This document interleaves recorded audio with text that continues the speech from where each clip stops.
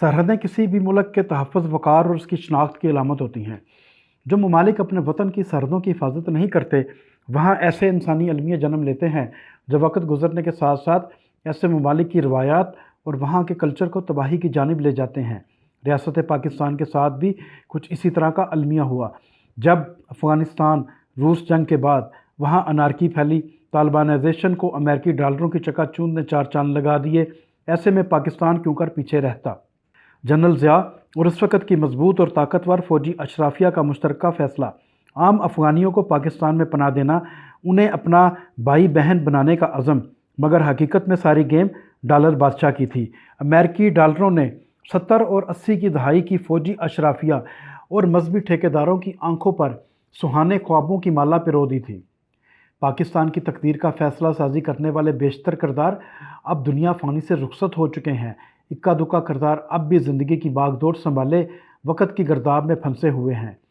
पाकिस्तान और अवाम की तकदीर का फ़ैसला इन चंद मुट्ठी भर जर्नैलों ने नहायत दीदा दिलेरी के साथ बग़ैर सोचे समझे किया था।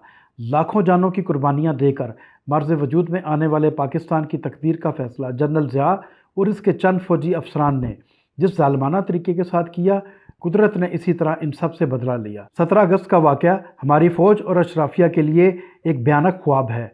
ना तो हम अपनी सरहदों की हिफाजत कर पाए और ना ही अपने इन जर्नैलों को अमेरिकियों के चुंगल से बचा पाए। हमारी ही सरजमीन पर दिल दहला देने वाला C-130 का होलनाक हादसा, जिसमें जनरल ज़िया उस वक़्त की तमाम फ़ौजी अशराफिया और अमेरिकी सफ़ीर लुक़मा अजल बनकर तारीख़ का हिस्सा बन गए, तो दूसरी जानब इनके गलत फ़ैसलों की बदौलत पाकिस्तान में लाखों अफ़गानियों की बहतात ने रोशन होते पाकिस्तान को दहशतगर्दी और मुनशियात की दलदल में धकेल दिया। पेशावर, कोयटा, लाहौर, कराची, मुल्तान, इस्लामाबाद, रावलपिंडी, आज़ाद कश्मीर समेत मुल्क के तूलो अर्ज़ में हर जगह अफ़गानी पाकिस्तानी शहरियों की बराबरी करते दिखाई दिए। जमात इस्लामी समेत तमाम मजहबी और दाएँ बाजू की सियासी जमातों ने उन्हें अपना कौमी असासा कहना शुरू कर दिया। और तो और ANP की क़यादत भी आम अफ़गान शहरी जो गैर कानूनी तौर पर यहाँ आबाद हुए, इनके लिए भी छप्पर छाया का किरदार अदा करती नज़र आई।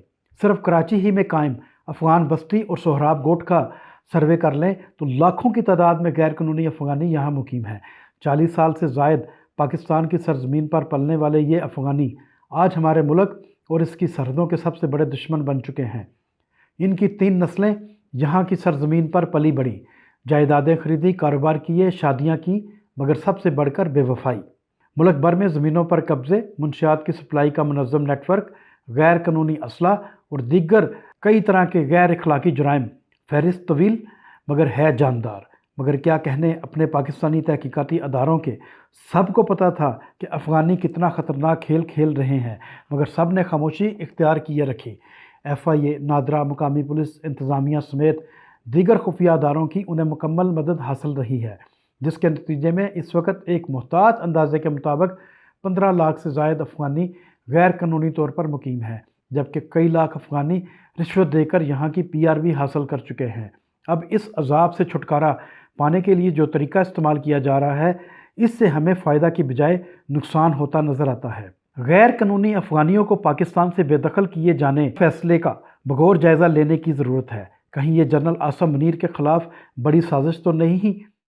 रियासत पाकिस्तान की जानिब से 30 नवंबर की डेडलाइन किस तरह कामयाब होगी? लाखों की तादाद में बसने वाले मुल्क के तूलो अर्ज़ में ये अफ़गानी इतनी आसानी के साथ तो यहाँ से वापस जाने को रहे? इसके लिए बड़े ऑपरेशन की ज़रूरत है, जबकि बलूचिस्तान और KPK में पाकिस्तानी सिक्योरिटी अदारे पहले से ही दहशतगर्दों के ख़ात्मे के ख़िलाफ़ मुतहरिक हैं। ऐसे में ये डेडलाइन कामयाबी से मुकम्मल होने की उम्मीद नहीं, जबकि सिक्योरिटी इदारों की मदद के बगैर गैर कानूनी अफ़गानियों को पुश बैक करना भी मुमकिन नहीं। इतलात ये भी हैं कि इन गैर कानूनी अफ़गानियों की मदद के लिए भारत और अफ़गान मिलकर अपनी हिकमत अमली बना चुके हैं, जिसके तहत ये मुल्क भर में मुज़ाहरों और एहतजाजी धरनों की मनसूबाबंदी जैसे इक़दाम करने पर भी गौर कर रहे हैं। अगर इनकी इस हिकमत अमली पर शुरुआत हो गई तो मुमकिन तौर पर ये एक बैनुल-अक़वामी सतह का इशू बन जाएगा, जिसके असरात हर 2 सूरतों में पाकिस्तानी मईशत और आम पाकिस्तानी अवाम को बर्दाश्त करने पड़ेंगे। तो दूसरी जानब जनरल आसम मुनीर के लिए भी सूरत हाल को संभालना आसान ना होगा, क्योंकि मौजूदा निगरान हुकूमत तारीख की नालायक तरीन اور عقل و فراست سے مکمل آری حکومت ہے۔ یہ کسی بھی طرح کا سیاسی فیصلہ یا دباؤ برداشت کرنے کے قابل ہی نہیں۔ ایسی صورت میں تمام تر دباؤ جنرل عاصم منیر اور فوج کے ادارے پر آئے گا۔ بین الاقوامی مالیاتی اداروں سمیت پاکستان مخالف قوتیں براہ راست بلیک میلنگ اور اپنے مطالبات منوانے کے لیے ہر ممکن دباؤ ڈالیں گی۔ نومبر ہی میں IMF کے پاس ہمیں دوبارہ جانا ہوگا۔ ملک میں سیاسی افراتفری، مہنگائی اور بڑھتی بے روزگاری نے پہلے ہی سے عوام کے غصے کو غضبناک کر رکھا ہے۔ ایسے میں غیر قانونی طور پر مقیم پاکستان میں ان لاکھوں افغانیوں کو بے دخلی کی ڈیڈ لائن دینا، وہ بھی ان عالمی اداروں کی مشاورت کے بغیر جو عرصہ دراز سے ان کے لیے ڈالر بادشاہ کی گیم کھیل رہے تھے، سب مل کر کیا گل کھلائیں گے، اس کے نتائج سامنے دیوار پر لکھی تحریر کی مانند ہیں۔ جو پڑھ کر سمجھ جائے بہتر، نہ سمجھے تو پھر اللہ ہی حافظ۔